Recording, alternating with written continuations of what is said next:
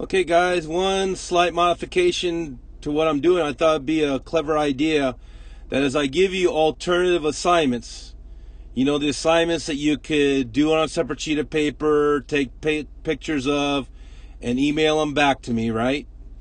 I would complement it or supplement it with Khan Academy whenever I can.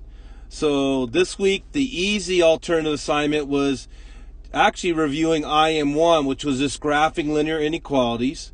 Why is this important? Because I just tutored my grandson who's in college on this, and he needed a little refresher on it, so I thought, why not you guys too? So let's say you're struggling with Khan Academy, you can't find my list of assignments. Just follow my videos. Notice this video is titled Graph Linear Inequalities, right? You could go to the very top of Khan Academy. Everyone knows, hopefully, where the search button is, a little eyeglass. See how all I did was type in the title, Graph Linear Inequalities, right? And notice it pops up right here. I'm just going to pick Graphing Linear Inequalities, so I'm going to click on that. And after I click on that, you can see it up here in the search window now. First thing that pops up is a video, which you can more than be free to watch that. But I went ahead and I assigned you the practice here and another set of practice where you have to do it in reverse. But I'm going to click on this now. That's what I did. And here is our first problem. So how are we going to graph this, guys, is remember, if it's in standard form, this is standard form, by the way, right? In other words, whenever you have x plus or minus y, that's standard form, basically, right? So what are we going to do is we're going to solve for y to make it basically y equals mx plus b. So I'm going to start by minusing 4x both sides. Gets rid of the 4x. So I'm going to come over here to the right. So 7y is less than, so 7y is less than or equal to, this right here is negative 4x minus 21. Now all I have to do is divide both sides by 7.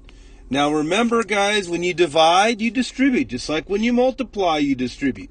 So every term gets divided by 7. So here, of course, 7 divided by 7 leaves me y less than or equal to, this is negative 4/7 x. This is negative 3. So this is what we're going to find the graph of. So how are we going to do that? We're going to start, remember, our b, our y-intercept's negative 3. The number in front of x is our slope. It's a negative 4/7. Now it's kind of hard to tell with Mr. Khan's scale, but notice how all of them start at negative 3, right? And this is a less than or equal to. So hopefully you guys realize A can't be right because of the dotted line. It has to be a solid line. And if you look at this one carefully, guys, choice B, see how it again starts at negative 3 for B right there. And if you just go down 4 and you go over 7, you can see we are going to get the line. Now, the next thing you check, of course, it's a less than or equal to. So notice how it was shaded below the line. Less than means I go underneath the line. So in this case, I know I'm going to pick B.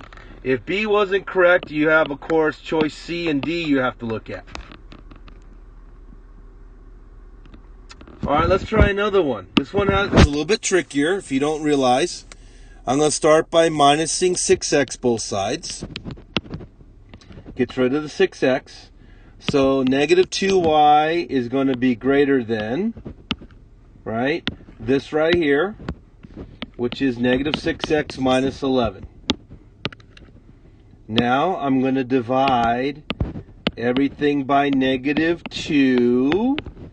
Guys, when I divide by negative 2, I get rid of that negative 2. That leaves me y But what must I do with that if I'm dividing by a negative? I have to switch it. It becomes a less than.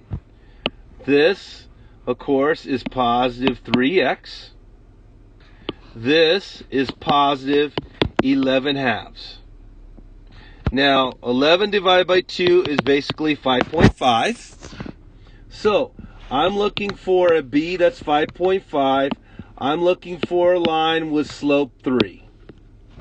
So if you look at choice A, notice it looks like it starts right there at 5.5. As a matter of fact, all the graphs below do.